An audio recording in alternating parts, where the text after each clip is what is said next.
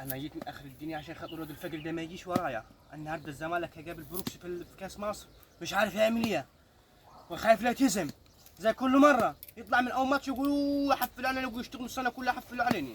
طوط طوط اهلي بيب بيب كهرباء بيب بيب طوط طوط اهلي نيت نيت كهرباء. ايوه ايه جابك؟ يا ايه جابك؟ جاي شوف ترتيب الزمالك، جاي شوف الزمالك مالك بالزمالك؟ انت خليك يا. النادي بتاعك. امشي امشي امشي يلا. النادي بتاعي هيلعب في افريقيا، انت هتلعب في كاس مصر، هتلعبوا مع نادي وضيح في الدرجه الثانيه. طب ده كاس مصر. لكن الاهلي بيلعب مع فرق عالميه. الترجي راح كاس العالم، لكن ديتي مع فريق بروكس ديتي بتسمع عنه فين؟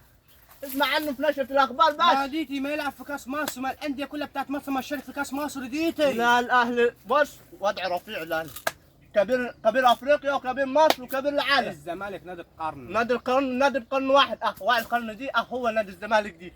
الزمالك مش هينفع خالص ولا هيفلح. الزمالك نادي القرن انا بدل ما اكسر راسك. قال الزمالك قال نادي القرن، امال الاهلي قاعد يعمل ايه؟ قاعد يلعب بلا بروكس اما اقول لك الزمالك نادي بروكس هيهزم. انت تسمع كلام؟ انا جيت من اخر الدنيا عشان خاطر ما اشوفش خلقتك يا ديانا. انا جاي انكد عليك وانكد على الزملكاويه، انا مش هسيبكم. نكد على مين؟ يا عوديه يا عوديه يا عوديه. نكد على مين؟